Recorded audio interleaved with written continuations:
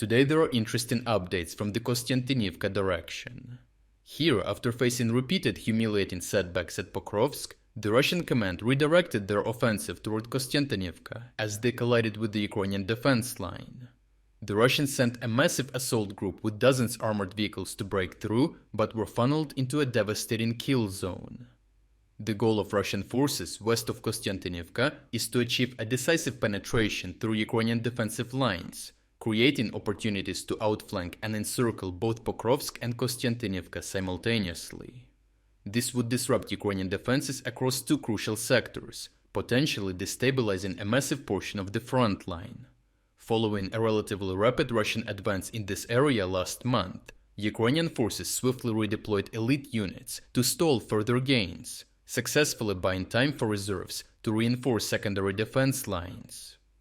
Despite incremental Russian progress since the initial breakthrough, Ukrainian defenders succeeded in slowing down enemy momentum, preventing the frontline collapse that Russia urgently sought. Now Russian forces find themselves confronting fortified Ukrainian positions to the southwest of Kostiantynivka, where they have been unable to advance further over the past 2 weeks. The Russians currently hold one significant advantage: the establishment of a bridgehead across the important Bichok River. This allows them to transfer larger numbers of troops and equipment across the water barrier, increasing their offensive potential and the intensity of their attacks. The geographic position of the bridgehead offers flexibility for attacks against Kostiantynivka or Pokrovsk, but given limited resources, Russian commanders seem focused primarily on pushing toward Kostiantynivka. This tactical choice also threatens the nearby Ukrainian defense lines near Toretsk, increasing the reward of any successful maneuver for the Russians. However, Ukrainian defenses around Kostiantynivka are robust and carefully designed, significantly shaping Ukrainian tactics and granting a decisive defensive advantage. Elaborate anti-tank ditches and natural terrain features effectively funnel Russian forces along the heavily fortified Pokrovsk-Kostiantynivka highway. Ukrainian engineers have constructed a sophisticated network of layered fortifications along this critical road, establishing a formidable defense in depth. Additionally, rows of dragon teeth along the highway serve as concrete barriers to halt Russian armored assaults, while hidden Ukrainian positions in the fortifications deliver devastating fire.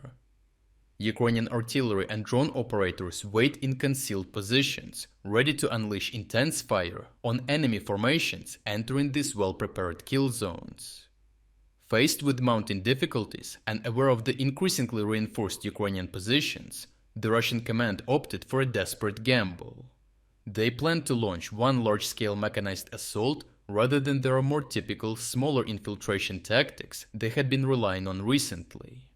Hoping to surprise and overwhelm Ukrainian defenders, the Russians dispatched one of the largest mechanized columns seen in this sector for months, consisting of at least 23 armored vehicles and over a dozen motorcycles. However, the column drove directly into a carefully prepared Ukrainian kill zone along the fortified highway.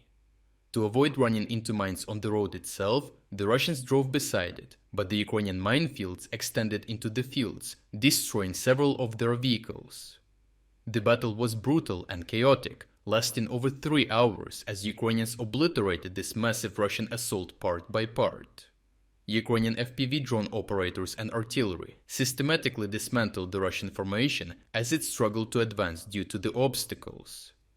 The engineer vehicle destined to clear a path through the dragon's teeth was destroyed, as were the soldiers on motorcycles that could have blown a path through them with explosives, causing the Russian armor to bunch up and be devastated by artillery. Of the approximately 25 armored vehicles engaged, 18 were decisively destroyed. Some of them detonated on carefully placed anti-tank mines, others, attempting to escape Ukrainian fire, panicked and drove directly into anti-tank ditches, becoming stationary targets swiftly finished off by Ukrainian drones. Nearly 200 Russian troops were killed in the failed assault, underscoring the catastrophic nature of failing an attempted breakthrough. Overall, while Russian forces initially achieved limited success southwest of Kostiantynivka, the newly improved and manned Ukrainian defensive setup decisively halted the recent ambitious mechanized assault. The scale of losses incurred in this latest attack represents another severe setback for Russian commanders, reflecting both poor operational planning and underestimation of Ukrainian preparations. Nevertheless, previous patterns suggest that Russians will regroup and return, refusing to abandon their objective. Ukrainian commanders expect that Russia is already mobilizing additional units and equipment, preparing another offensive effort against the long-coveted Kostiantynivka sector. If you are against the invasion of Ukraine and you want to support the work that I am doing, consider subscribing to our own independent news website. Here you can find our exclusive strategic insights, comprehensive overviews of all fronts, and regular tactical analysis videos. By subscribing, you will not only show your support for this channel, but also help and defend independent journalism.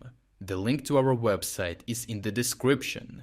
Thank you for watching this report, and I appreciate everyone who stepped up to join us.